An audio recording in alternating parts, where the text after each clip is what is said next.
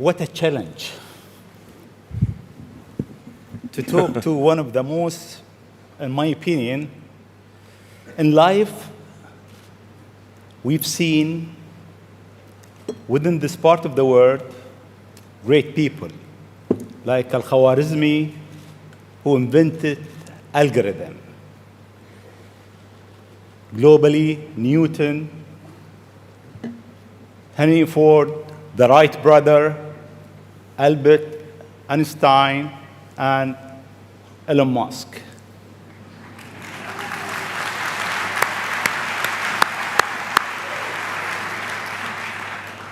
It seems you are in rush. You want to go to places that nobody been. You are reinventing a certain industry, from the rocket industry with SpaceX to the car industry with Tesla. What's your mission life? Why you do whatever you do? Sure. Well, first of all, thank you for having me. It's an honor to be here, and we're having a really great time with my kids in Dubai. It's really been fantastic. I'd really encourage anyone who hasn't been to visit. What a great city. Thank you. Thank you.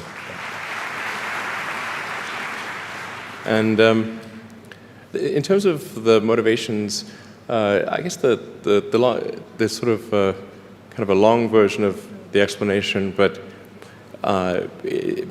essentially, when I was a kid, I was wondering kind of what's the meaning of life? Like, why are we here? What's it all about? And I came to the conclusion that what really matters is trying to understand the right questions to ask. And the more that we can increase the scope and scale of human consciousness, the better we are able to ask these questions.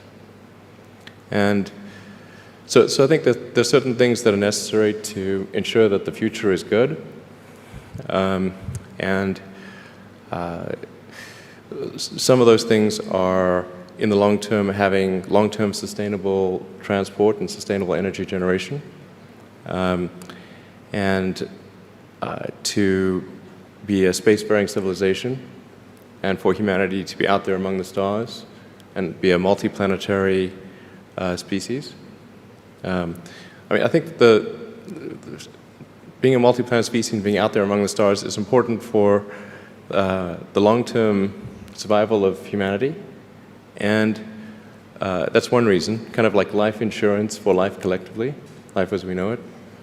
But then the part that I find personally most motivating is that it creates a sense of adventure, and it makes people excited about the future.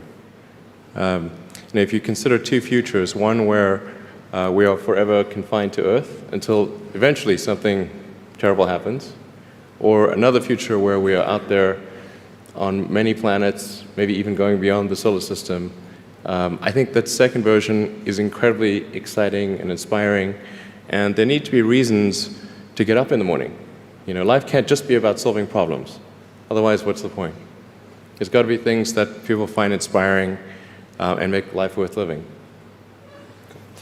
So what is life for you? I mean, you look at our life, and I heard you before speaking. Is it a dream? Is it Is life real? a dream? Is it a million D? What is life for Elon Musk? I find as I get older, I find that question to be maybe more and more confusing or troubling or uncertain. I think particularly when you see the advancement of something like video games, like say 40 years ago, you had video games. The most advanced video game would be like Pong, where you had like two rectangles and a dot. You're like batting it back and forth. I played it. Oh yeah, me too, exactly. I That's played Pong. Exactly, it sort of dates you a little bit. But yeah, we both played the same game. And that was like, wow, that was a pretty fun game at the time. But now you can see a video game that's photorealistic, almost photorealistic, and millions of people playing simultaneously. And you see where things are going with virtual reality. and augmented reality. And if you extrapolate that out into the future with any rate of progress at all, like even 0.1% or something like that a year, then eventually those games will be indistinguishable from reality. They'll be so realistic, you will not be able to tell the difference between that game and the reality as we know it. And then it seems like, well, how do we know that that didn't happen in the past and that we're not in one of those games ourselves? Interesting. Interesting. I mean, could be. Everything is possible in life. I mean, there's, like, I mean, yeah, particularly like things seem to be accelerating to something. Isn't it? I mean, if we look at our life, it seems in the past 100 years, life been accelerating quite fast. Yeah. In the past 20, It's much getting faster. Faster and faster. Is it more slow? So my question is really, how life will be in Earth 20, 30, 50 years from now? Our education, our transport. How do you see it? Well, I think this is one of those things that's quite difficult to predict. When you think of, say, I mean, the first controlled powered flight was 1903 with the Wright brothers. And then 66 years later, we put the first people on the moon. I mean, that, if you'd ask people, say in 1900, what are the odds of, man landing on the moon, they would have said, that's ridiculous. And if you try to talk to them about the internet, they would not even know what the heck what are you even talking about? Like, this sounds so crazy. But today, with a $100 device, you can video conference with anyone in the world, on the other side of the world. And if you have a Wi-Fi connection, it's basically free. Free to have an instant visual communication with anyone, or even with millions of people. With social media, you can communicate to millions of people simultaneously. So, and you can Google something and ask any question. It's like an oracle of wisdom that you can ask almost any question and get an instant response. It would have been incredibly difficult to predict these things in the past, even the relatively recent past. So I think the one thing that we can be quite certain of is that any predictions we make today for what the future will be like in 50 years will be wrong. Okay. That's for sure. I mean, I think directionally, I can tell you what I hope the future has, as opposed to maybe what it will be, because this may just be wishful thinking. I mean, I hope we are out there on Mars and maybe beyond Mars, the moons of Jupiter. I hope we're traveling frequently throughout the solar system, perhaps preparing for missions to nearby star systems. I think all of this is possible within 50 years. And I think that would be very exciting to do that. And I think we'll see autonomy and artificial intelligence advance tremendously. I think that's actually quite near term. My guess is in probably 10 years, it will be very unusual for cars to be built that are not fully autonomous. 10 years. 10 years from now. Yeah. I think almost all cars built will be capable of full autonomy in about 10 years. As it is, the Tesla cars that are made today have the sensor system necessary for full autonomy, and we think probably enough compute power to be safer than a person. So it's mostly just a question of developing the software and uploading the software. And if it turns out that the compute power, that more compute power is needed, we can easily upgrade the computer. And so that's all Teslas built since October of last year. And other manufacturers will follow and do the same thing. So getting in a car will be like getting in an elevator.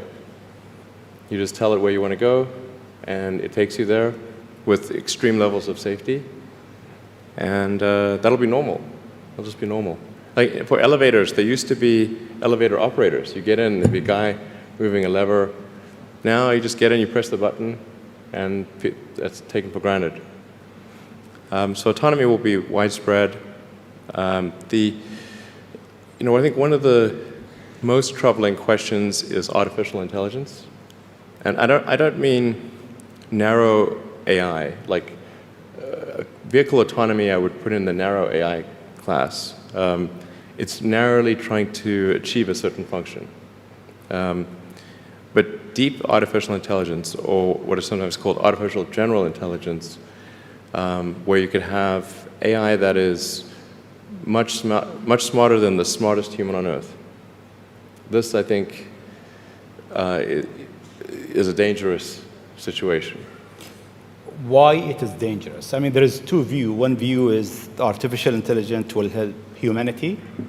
There is another school of thought is artificial intelligence is a threat to humanity. Why is it? Well, I think it's both. It's like one way to think of it is imagine we were going to be visited. Imagine you're very confident that we were going to be visited by super intelligent aliens in, let's say, 10 years or 20 years at the most. Super intelligent. So you think within 20 years yes, we'll have alien in Earth? Well, digital superintelligence will be like an alien. It will be like an alien. Yeah. But my question is, do you think there is other intelligent life outside the Earth? It seems probable, but I think this is one of the great questions in physics and philosophy, is where are the aliens? Maybe they're among us, I don't know. Some people think I'm an alien. Not true. Not true. But maybe we are alien. Of course I'd say that, maybe wouldn't we I? are alien, Elon. I mean, if you look at this part of the world, Yeah. they believe that human beings are not from Earth. They came from somewhere else. Eve Maybe. and Adam came from somewhere else to Earth. So in a way, human being alien to this land. Do you think we'll make contact with alien within the next 50 years? Well, that's a really tough one to say. I mean, if there are super intelligent aliens out there, they're probably already observing us. That would seem quite likely, and we just are not smart enough to realize it. But I can do some back-of-the-envelope calculations, and any advanced alien civilization that was at all interested in populating the galaxy, even without exceeding the speed of light, even if you're only moving at, say, 10 or 20% of the speed of light, you could populate the entire galaxy in, let's say, 10 million years. Maybe 20 million years max. This is nothing, in the grand scheme of things. Once you said you want to die on Mars, why? I don't, to be clear, I don't want to die on Mars. It's like, we're all going to die someday. And if you're going to pick some place to die, then why not Mars? Okay. If we're born on Earth, why not die on Mars? Seems like maybe it'd be kind of exciting. But so I think, given the choice of dying on Earth or dying on Mars, I'd say, yeah, sure, I'll die on Mars. But it's not some kind of Mars death wish. And if I do die on Mars, I just don't want it to be on impact. Okay. Got it. Yeah. Let's come back to Earth, actually. Okay. You tweeted that you are building a tunnel under Washington, D.C. Why? What is it? Well, it's a secret plot. Okay. Just between us. Okay. Nobody heard you? Yeah, exactly. Please keep that secret. I think this is going to sound a little. It seems like somewhat trivial or silly, but I've been saying this for many years now. But I think that the solution to urban congestion is a network of tunnels under cities. And you can, when I say, I don't mean a 2D plane of tunnels, I mean tunnels that go many levels deep. So you can always go deeper than you can go up. Like the deepest mines are taller than the tallest buildings. So you could have tunnels, a network of tunnels that is 20, 30, 40, 50 levels, as many levels as you want, really. And so given that, you can overcome the congestion situation in any city in the world. The challenge is just figuring out how do you build tunnels quickly and at low cost and with high safety. So if tunneling technology can be improved to the point where you can build tunnels fast, cheap, and safe, then that would completely get rid of any traffic situations in cities. And so I think that's why I think it's an important technology. Washington, D.C., LA, and most of the major American cities, most major cities in the world, suffer from severe traffic issues. And it's mostly because you've got these buildings you have tall buildings that are 3D, and you have a road network that is one level. And then people generally want to go in and out of those buildings at the exact same time. So then you get the traffic jam. Let's come back to UAE and Dubai. The first time I met you, it was 4th of June 2015 at your office in SpaceX. And I asked you, would you have a presence in UAE? And your answer was, I'm busy with China. Maybe not in the near future. Yeah. And almost a year and a half later, we are here. Seems time goes quite fast. Yeah. Why now? Well, I think actually things are going reasonably well in China. We had some initial challenges figuring out charging and service infrastructure and various other things, but now it's actually going fairly well. And so the timing seemed to be good to really make a significant debut in this region, starting in Dubai. Okay. In your opinion, what is the new disturbing thing that will come in technology next? What's next in technology? What's next in technology? That will disturb the way we live, the way we think, the way we do business. Well, the most near-term impact from a technological standpoint is autonomous cars, like fully self-driving cars. Like I said, that's going to happen much faster than people realize. It's going to be a great convenience to be an autonomous car, but there are many people whose jobs it is to drive. So in fact, I think it might be the single largest employer of people is driving in various forms. And so then we need to figure out new roles for what do those people do. But it will be very disruptive and very quick. Now, I should characterize what I mean by quick, because quick means different things to different people. There are over 2 billion vehicles in the world, approaching 2.5 billion cars and trucks in the world. The total new vehicle production capacity is about 100 million. Which makes sense because the life of a car or truck before it's finally scrapped is about 20, 25 years.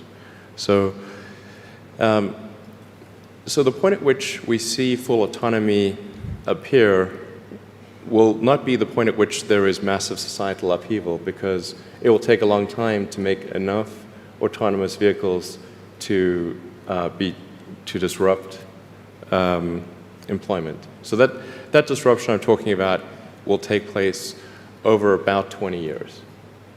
But still, 20 years is a short period of time to have, I think, something like 12 to 15% of the workforce be unemployed. Yeah, thank you. This is the largest global government summit. We have over 139 government here. if you want to advise government official to be ready for the future, what is three things or three advice you'll give them? Well, I think the first bit of advice would be to really pay close attention to the development of artificial intelligence. I think we need to just be very careful in how we adopt artificial intelligence and to make sure that researchers don't get carried away. Because sometimes what happens is a scientist can get so engrossed in their work, they don't necessarily realize the ramifications of what they're doing. So I think it's important for public safety that governments keep a close eye on artificial intelligence and make sure that it does not represent a danger to the public. Let's see. Secondly, I would say we do need to think about transport in general. And there's the movement towards electric vehicles, sustainable transport. I think that's going to be good for many reasons, but again, not something that happens immediately. That'll happen slower than the self-driving vehicles. So that's probably something that happens over 30 or 40 years, the transition to electric vehicles. So thinking about that in context, the demand for electricity will increase dramatically. So currently, in terms of total energy usage in the world, it's about 1/3 electricity, about 1/3 transport, about 1/3 heating. So over time, that will transition to almost all, not all, but predominantly electricity, which means that the demand for electricity will probably triple. So it's going to be very important to think about how do you make so much more electricity.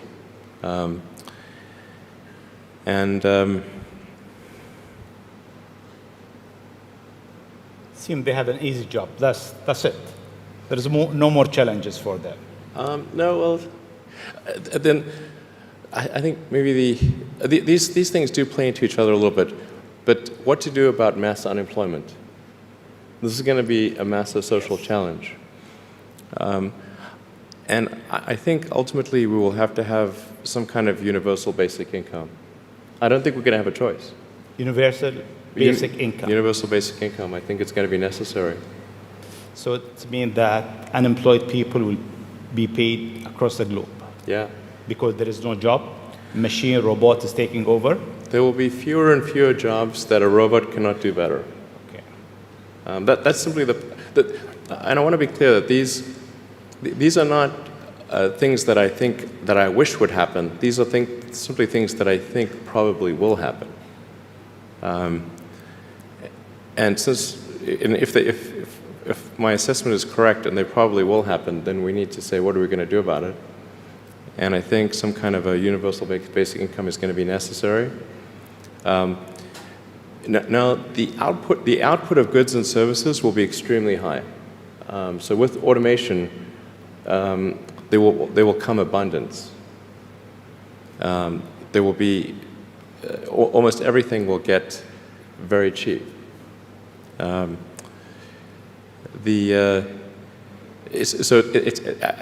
I think I think we'll just end up doing a universal basic income. It's going to be necessary. The harder challenge, much harder challenge, is how do people then have meaning?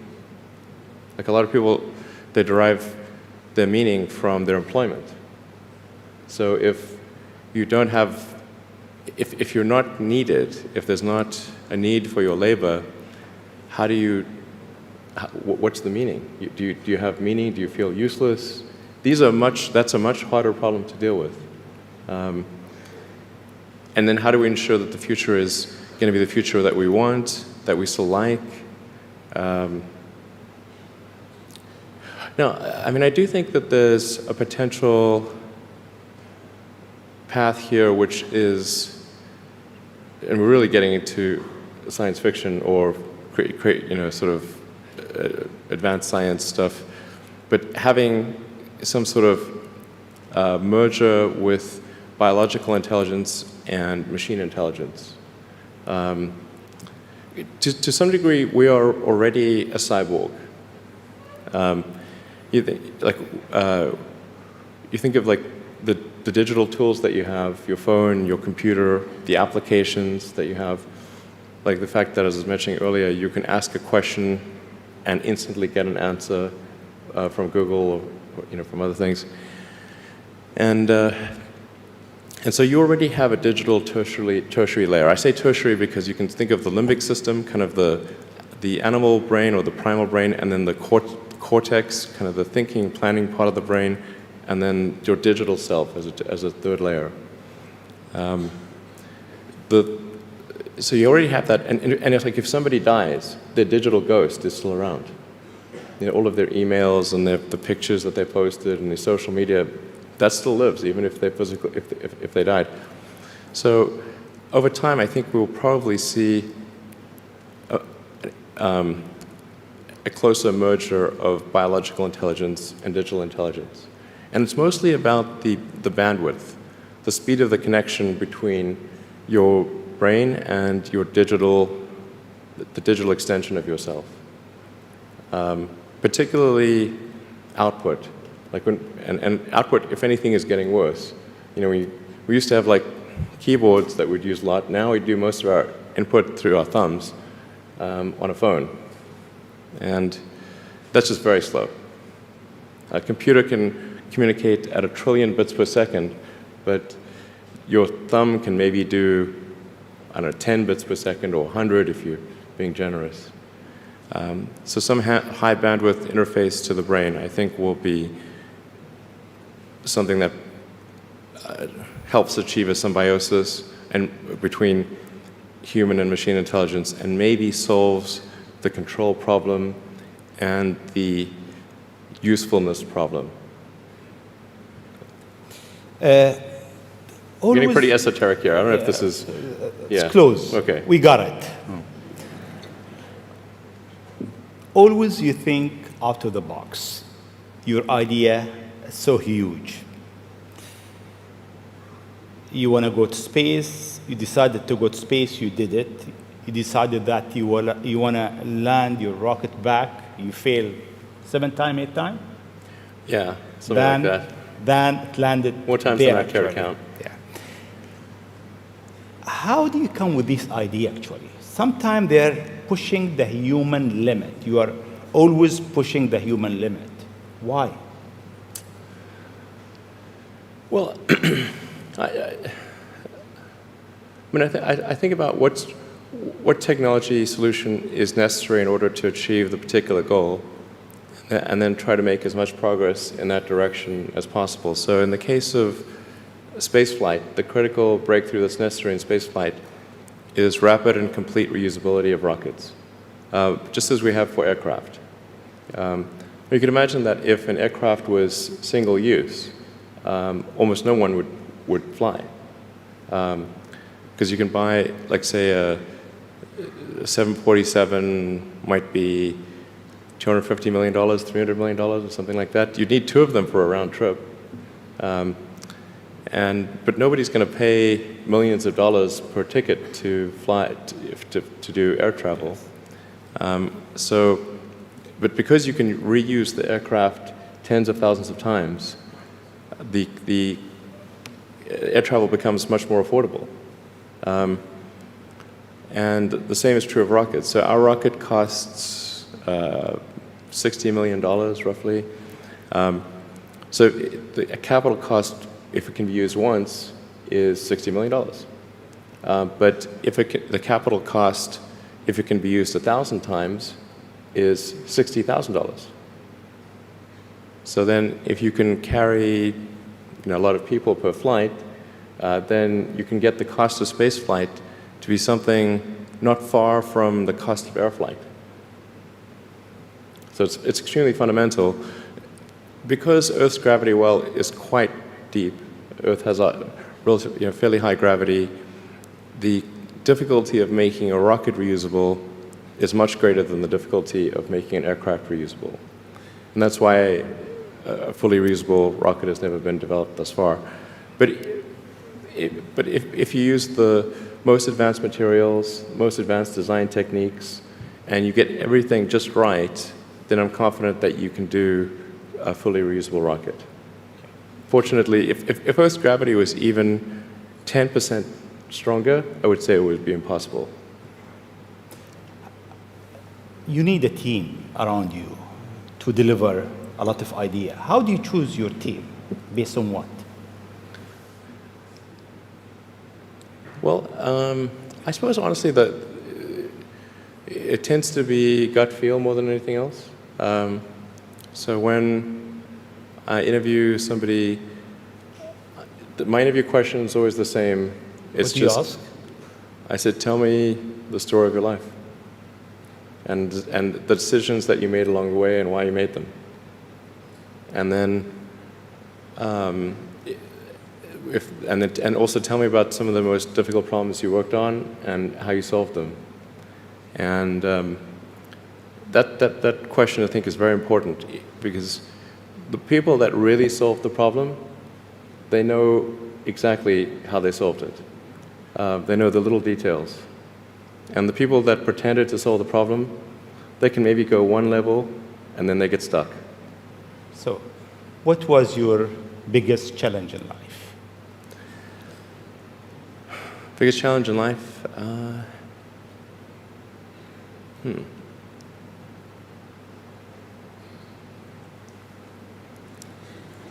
No challenge. Well, no, there's a lot of them. I'm trying to decide which is which is the worst.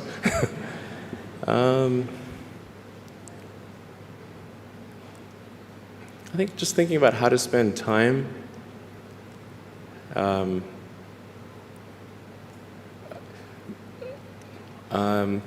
of the biggest challenges, I think, is making sure you have a corrective feedback loop, and then maintaining that corrective feedback loop over time, even when people want to tell you exactly what you want to hear. Okay. That's very difficult. Yes. Time is over. I'll ask you just one last question, Sure. if you allowed me. In the World Government Summit, we have so many people from, so many young people actually, from across the globe. If you have an advice to them, young people globally who want to be like Elon Musk, what's your advice to them? I think that probably they shouldn't want to be. You? I think it sounds better than it is. Okay. Yeah, it's not as much fun being me as you'd think. I don't know. You don't think so? No. There's definitely, it could be worse for sure, but it's, I'm not sure I'm not sure I want to be me. Okay. But if, you know, I think advice, I mean, if you want to make progress in things, I think that the best analytical framework for understanding the future is physics. I'd recommend studying the thinking process around physics, like not the equations. I mean, the equations certainly they're helpful, but the way of thinking in physics is it's the best framework for understanding things that are counterintuitive. And you know, always taking the position that you're to some degree wrong, and your goal is to be less wrong over time. One of the biggest mistakes people generally make, and I'm guilty of it too, is wishful thinking. You know, like you want something to be true, even if it isn't true.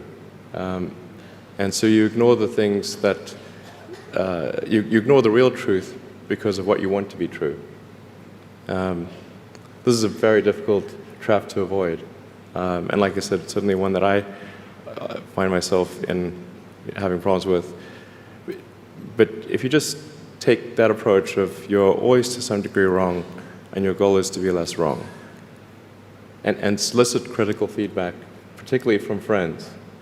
Like friends, particularly friends, if somebody loves you, they want the best for you. They don't want to tell you the bad things. So you have to ask them, and say, really, I really do want to know. and then they'll tell you. Thank you very much. It's been